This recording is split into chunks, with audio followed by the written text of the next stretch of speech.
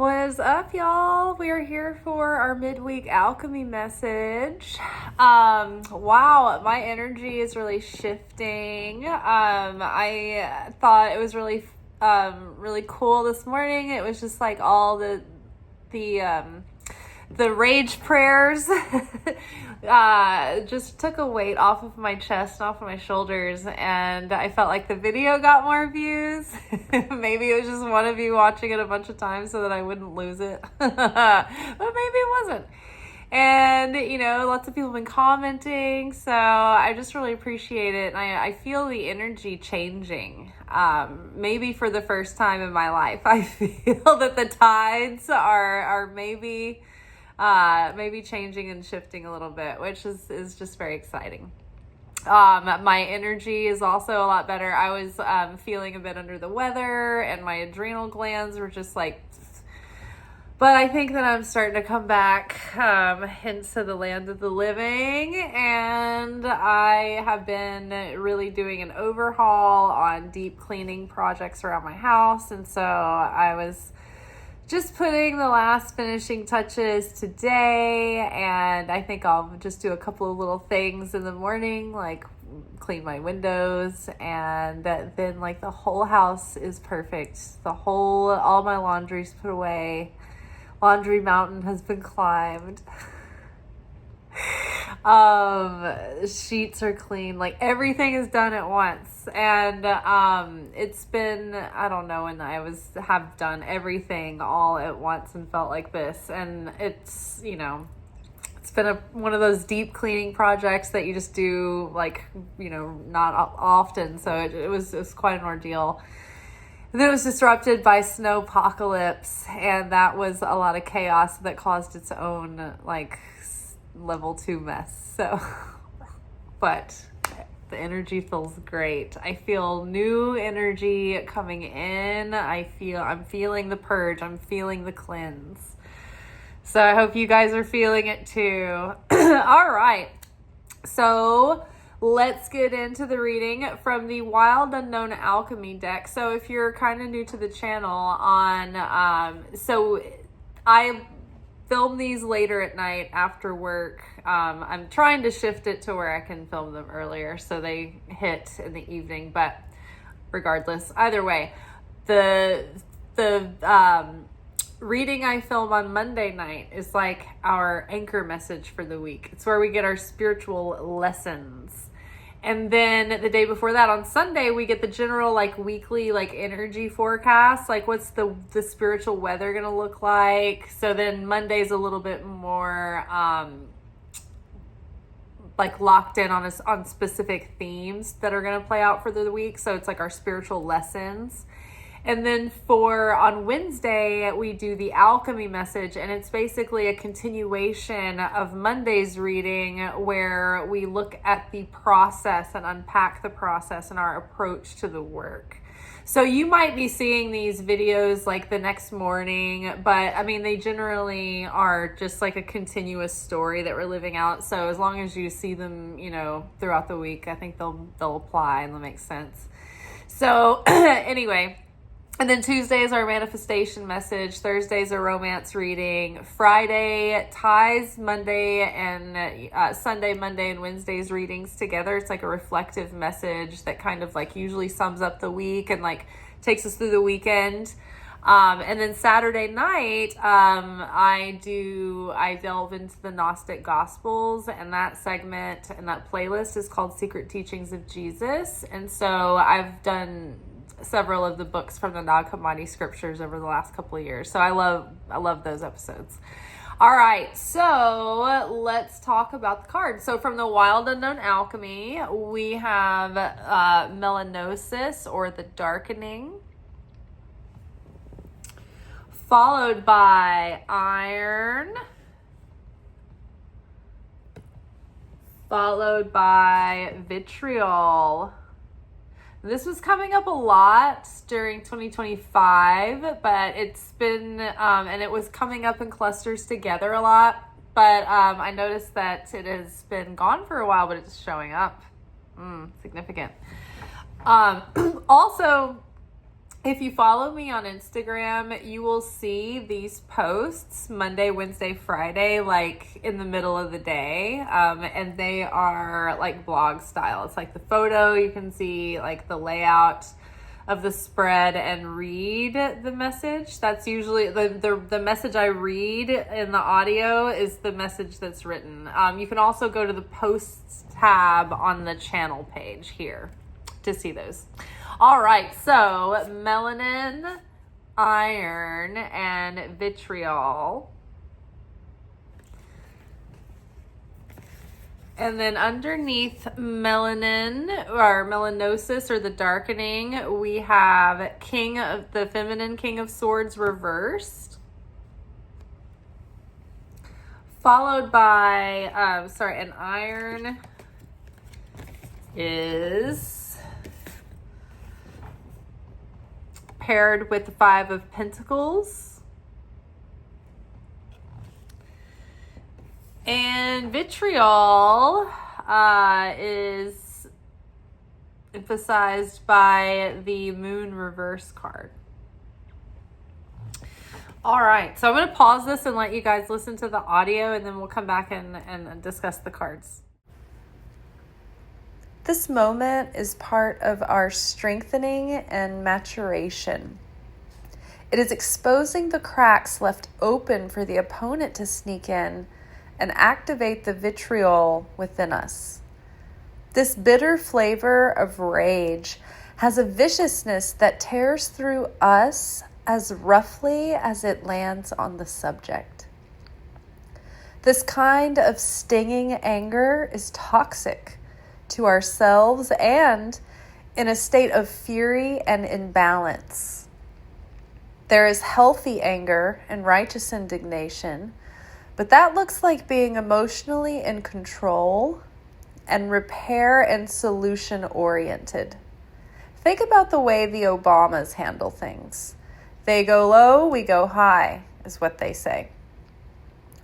The reason Spirit has been leading us to purify our system of this noxious consciousness is not so that we would become passive and nice.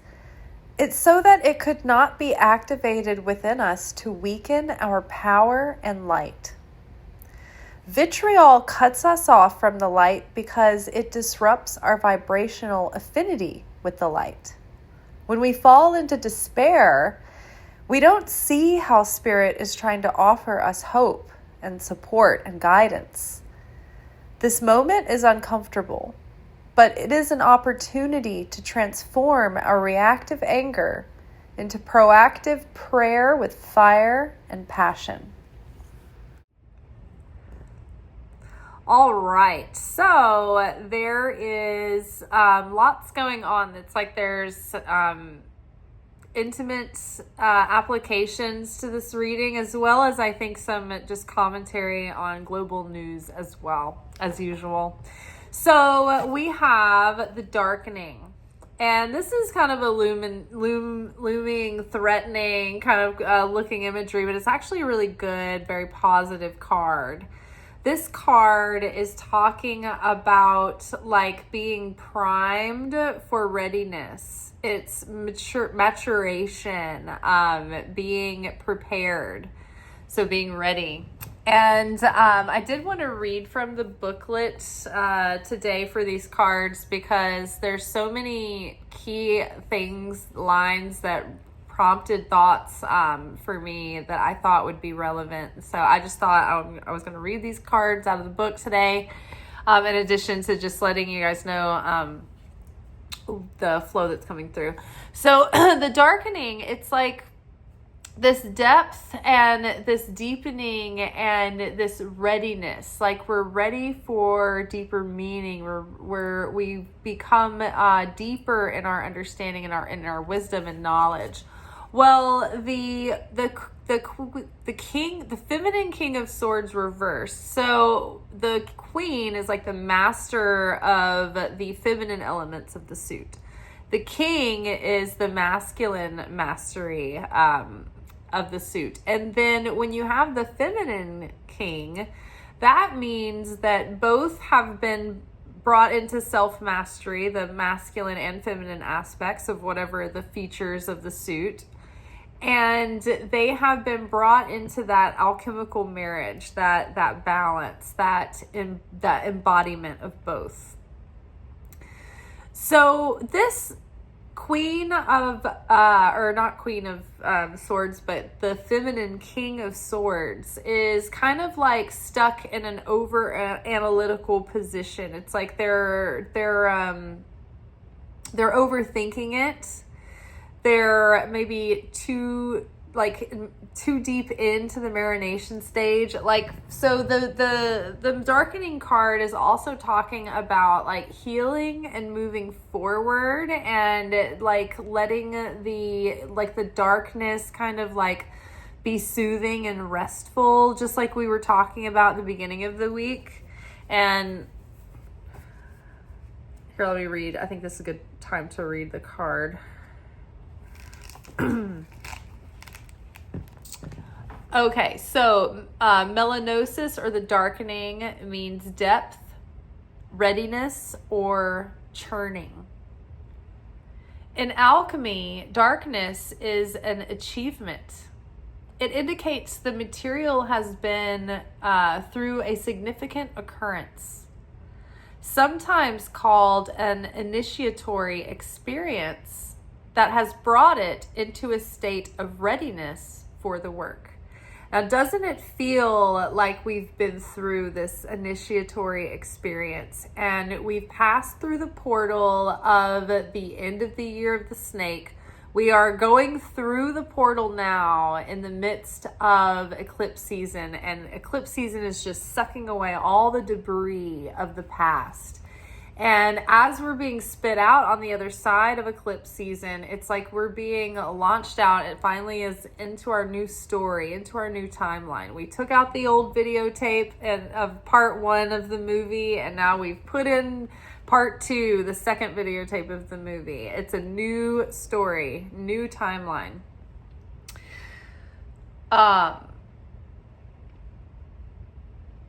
So the material has been brought through a significant occurrence, sometimes called an initiatory experience, that has brought it into the state of readiness for the work. And I mean, look back on the last few years, going all the way back to like 2022, even 2019, 2020.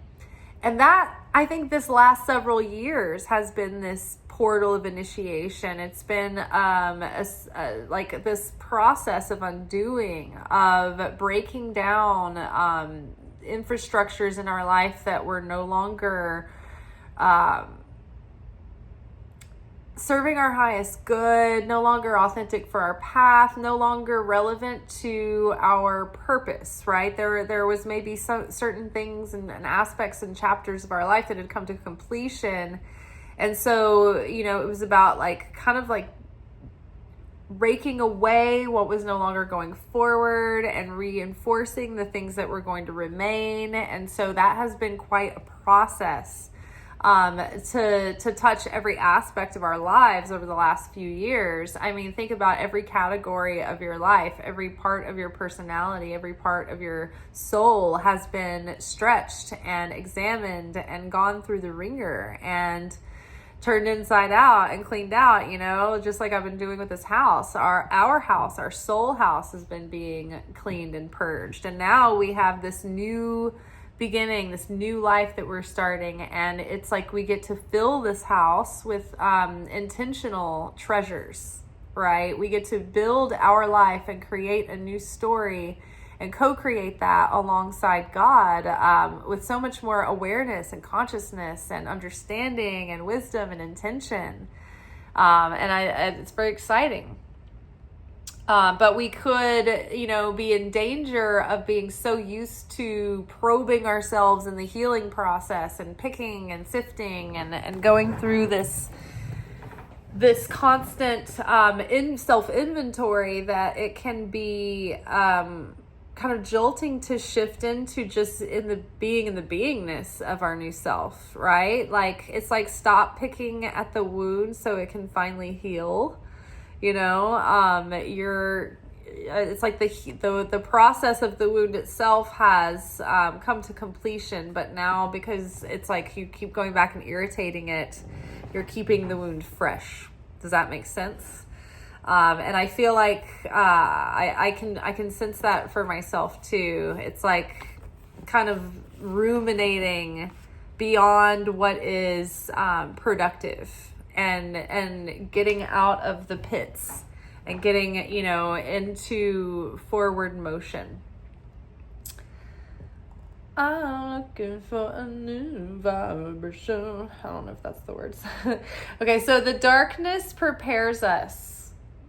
We've moved beyond the small talk and chit chat of the upper world and descended into the psychic layers of the soul. We admit who we are fully and bravely, and thus open ourselves to the process of transformation. When this card appears, it is not necessary to delve into what brought you here. The initiation, likely by fire, that has caused the embers to char. When this card appears, it is not necessary to delve into what brought you here. The initiation, likely by fire, that has caused the embers to char. Meaning, like, what's left you burnt? Remember yesterday? This is like we're all talking about being burnt out, rage praying.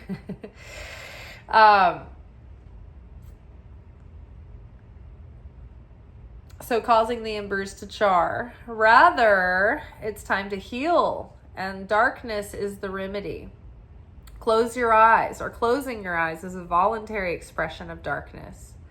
By practicing it daily, we drop into the depths and surrender. As the alchemist's eye adjusts, transformation begins. I love that. The wisdom of dusk. Ponder it. This card is unlikened to mortification and Pluto. Oh, it's not really relevant for us.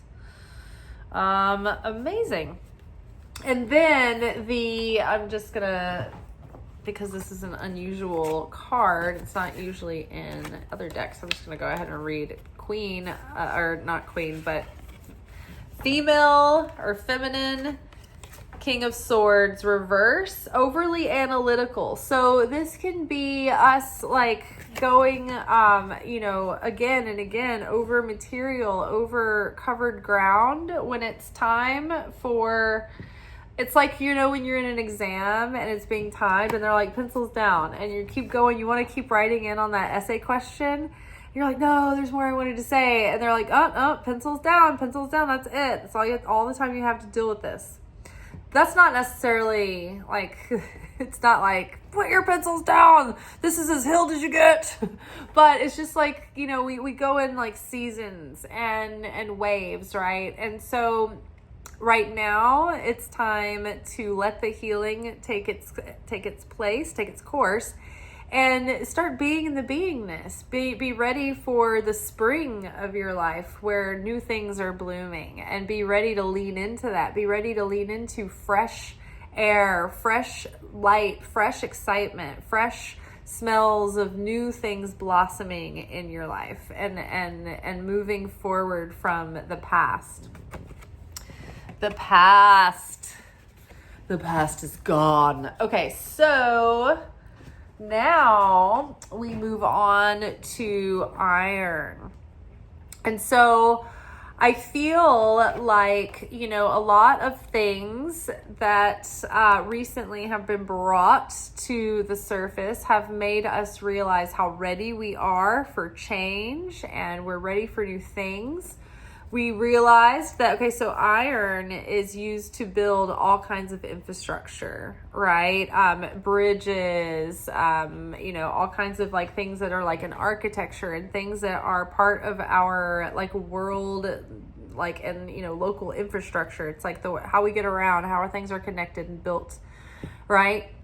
Well, this is paired with Five of Pentacles. Five of Pentacles is about like poverty, lack, scarcity, loss. Maybe even like bad health even, or a health issue, feeling vulnerable, feeling exposed. And so we've seen, okay, the old infrastructures of our life that weren't sustainable, that were leading us to burnout, that weren't giving us the value that we deserve to receive, like those infrastructures that weren't holding the life that we truly are being called to build,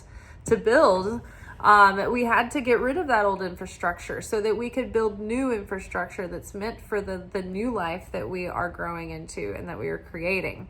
And so to try to hold on to the old infrastructure is only going to leave us out in the cold and exposed to hardship and struggle. It's like the life is trying to take something, take some ways of being and thinking and maybe behaviors out of our hands so that we can move forward and to continue to keep doing things the same old way, or, you know, taking the same old approach, or using the same business plan, or using the same solution to a business problem, or using the same old solutions to your personal problems. Like, it's not going to take you anywhere new. It's going to take you round and round and round. It's going to lead to loss, right?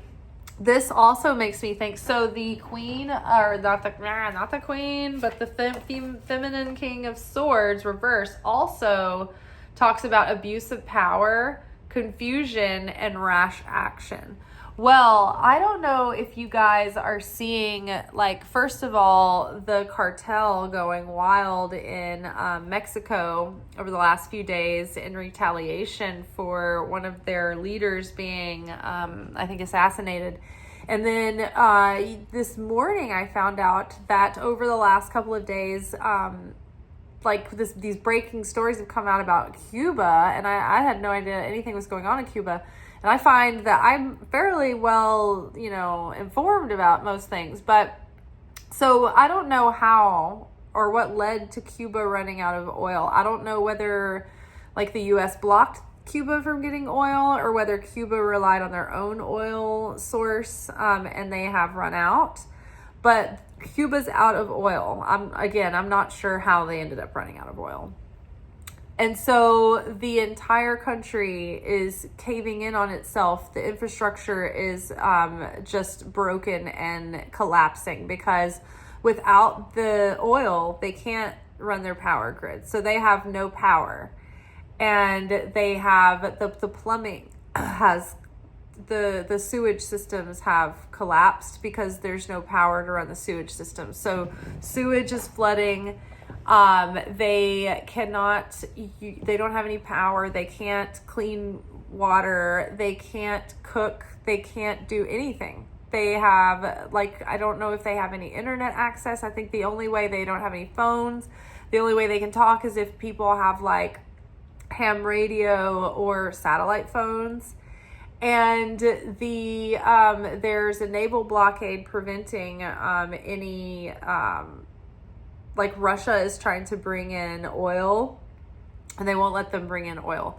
So I don't know any real details about when all this started, what started it. We can imagine what it's about, because we've seen this pattern, with the situations in the Middle East and the situations popping up around, Central America, North America. All of these imperialistic getting involved, and then creating civil unrest and all of these things. So that old way of overstepping the power,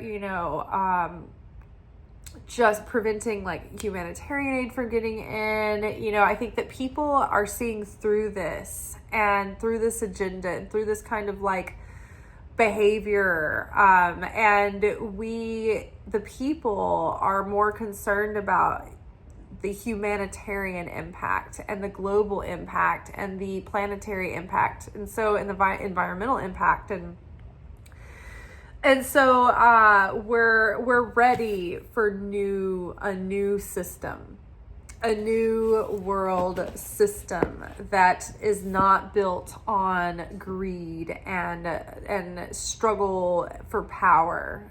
And the thing is that we're seeing things more clearly, and we're seeing what their methods are and their new sort of like approach to how they deal with getting what they want. And we could keep seeing people get their power cut off. We keep seeing people get thrown into situations that crash an already fragile infrastructure. So as we're moving into ever uncertain times, and all of our power grids are already fragile, the population is growing.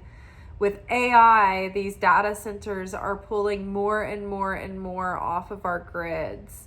Like, we've got to start thinking as individuals how to be self-sufficient, to be able to survive if we are starting to live a life where we have power on and off all the time. You know, we never know what could cause that situation, but being able to switch back and forth if you needed to would solve a lot of the, like, when you think about how everything that we do depends on electricity, not having electricity would wipe out, like, domino effect of things. It causes, I mean, many of us learned and have learned when we have power out, how many like problems domino out of that. Well, if you can figure out a way to keep your power going, that solves a lot of those problems as well. So if I were going to invest in anything this year, I am definitely looking into getting a solar powered generator. I would ideally love to have like 2 of them with like an extra set, like, you know, a couple of extra sets of like panels and battery banks. Yeah, and a way to be able to gather your own water, like my 50-gallon rain barrel. It brings me a lot of peace inside that I at least could have that theoretically, you know, with like rainwater, or if, you know, just like in the snowstorm that just happened. I knew that the snowstorm was coming, so I had time to fill it before. So, you know, it's just things like that, basics, to think about. It wouldn't hurt, you know. There's just so much strain on our grids now, and so many factors and variables. So it wouldn't hurt, especially when we watch what it's like for these populations when they're in, you know, dire straits. It leads to so much. And so they're just predicting like this timeline of, you know, outbreaks of disease from the sewage. And I mean, it's rough. I haven't seen any videos or anything. I don't know if they can get any, if it's just a blackout, you know, media blackout down there, because they don't have any way, unless they have like satellite phones or whatever. So it's another thing, you know, having a satellite phone would be key for sure. Yes, but at the same time, I think that what we have gone through has given us strength. And I think that we are going through a point right now, because we've been so burnt out, because this is like the test of endurance, where we're getting to hopefully we're getting closer to the finish line, and we're just like, we're feeling like this. We're just like, oh my gosh. But this is all served to strengthen us and help us build a stronger infrastructure in our life. And as a collective, human, you know, collective, we can see, okay, the current infrastructures that we have are not going to be sustainable. And we've got to innovate. So the vitriol card, the oil of vitriol, this card is like about like vicious, like very like vicious anger that just lashes out. It's like been building and building and building, and roar, it's either gonna consume you or it's consuming someone else, right? And this was I wanted to read this one as well, because I think that there has been things that have been building us up, and we've talked about it this week, this kind of getting disconnected from our heart, kind of like snapping or getting in a place of bitterness and saltiness. It's like separating us from our connection with the Creator. But at the same time, it's like this is a good opportunity to see these things coming up and out of us, because on the one hand, it needs to happen. The air needs to get cleared. There's something that needs to move that's going to create or initiate change that needs to happen through this. I mean, look at the world collective right now. It's like people are seeing all of this ugliness come out of the shadows, come out of the darkness. We're seeing people for who they really are. We're seeing organizations for who they really are.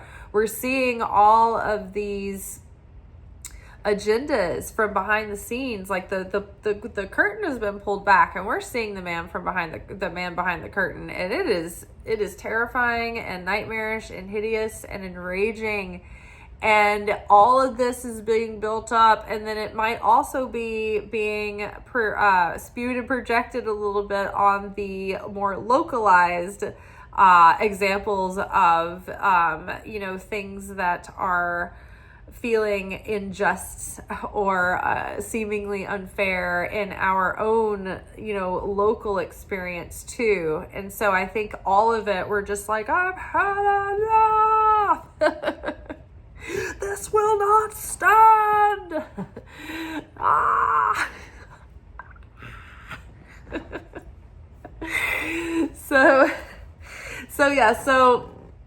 I think that this is good, because this also helps us see, what needs adjusting, what needs growth, what needs evolving, what needs confrontation, what needs to be addressed, what needs to be dealt with, what needs to be repaired. There are things coming out into the light and bringing revelation. And so I think that is really good. And I think it's also too helping us face fears that we didn't want to look at and things we didn't want to see.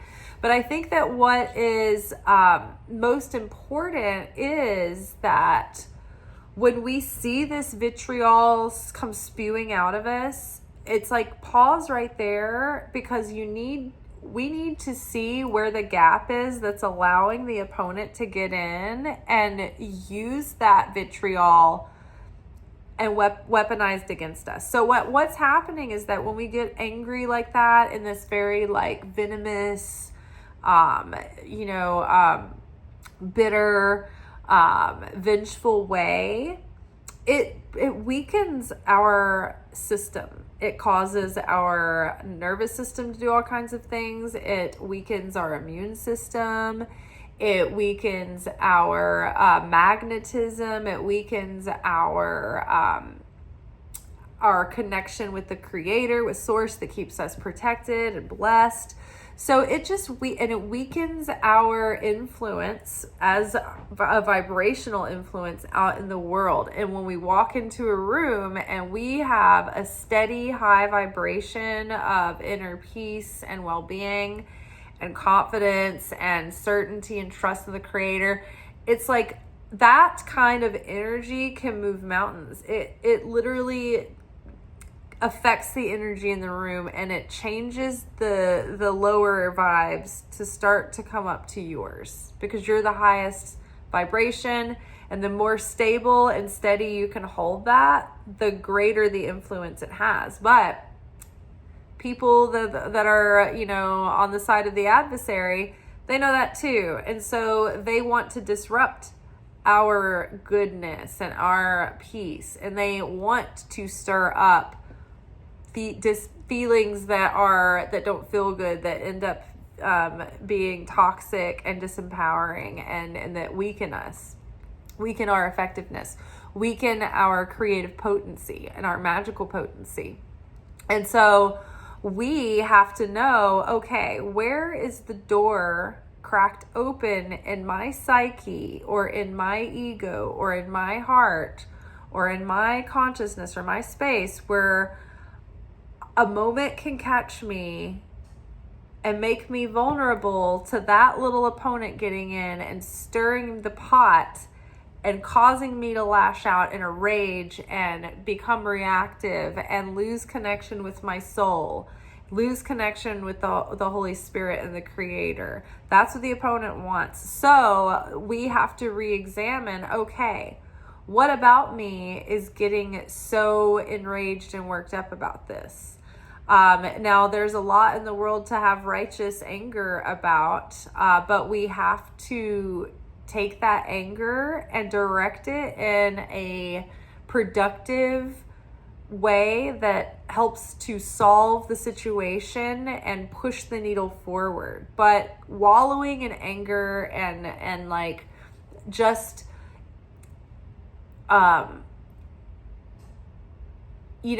talking about your opponent or your adversary in a negative way, just thrashing out with like names and things that feel very satisfying in the moment, but they don't do anything to empower us or to change the situation for good or to help people who need support, or it doesn't affect change. It doesn't affect positive change. So therefore, it takes our energy and it leaks our energy and it makes us feel worse and it makes us feel tired. Whereas like the Obamas, right? For instance, when they just recently had that terrible picture put out where, it was depicting them in a really racist way. And everyone was feeling, how dare you go at them? They're decent people. Respectable people. Both sides of the aisle were like, how could you do this? And the thing is that a person of a lower consciousness would be like, and then like get in a tit for tat and be baited into that, or maybe not be baited into the behavior, but emotionally, mentally, they might have been so like offended and angered, rightfully so, and wounded by that could have made that psychic attack land. But the Obamas are so wise and they're so even keel, and they've trained themselves to be prepared to take hits like this. And that's why they say when they go low, we go high. And it's weird that this came out at this time, around this time, because Michelle Obama was commenting on this, I think, to Stephen Colbert. She was talking about her new book, and it talks about breaking down the meaning of when they go low, we go high, because a lot of people misunderstood that to mean just be nice, just be, just take it on the chin and be polite about it. But it wasn't like that. It wasn't in denial of anger or rage. She's saying that when they have that moment and someone's gone and gone in with a really low hit, or, taking all of those reactive feelings and channeling them instead into doing something, instead of retaliating in a way that makes the ego feel good. It's like put all of that passion and anger into doing something that actually affects change. Like instead of getting on social media and arguing with a bunch of people or making negative comments under the person that you disagree with, instead, like, call your local representative and make your desires known to them when that might actually be clocked and done something about, right? That could count for something. But just spewing on the internet, on social media, doesn't do anything. It's just keeps us in like these mudslinging,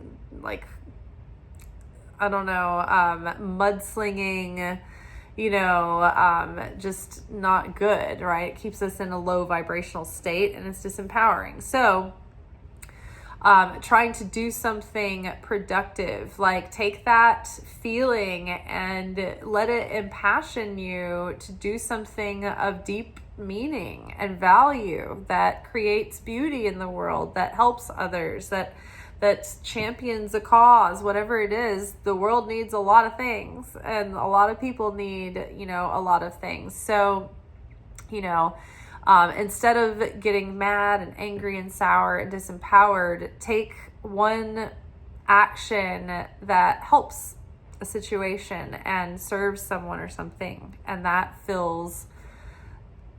lets off the pressure, and it actually adds more energy back to you.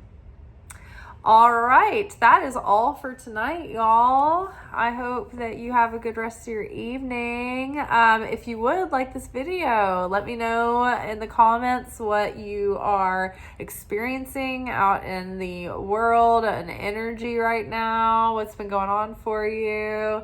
I love hearing from you, and if I haven't answered your comment, I do get to glance at them really quick, but I don't always have time to answer them back right away. So I definitely always get excited and appreciate them, and I will be getting back to y'all soon. Peace.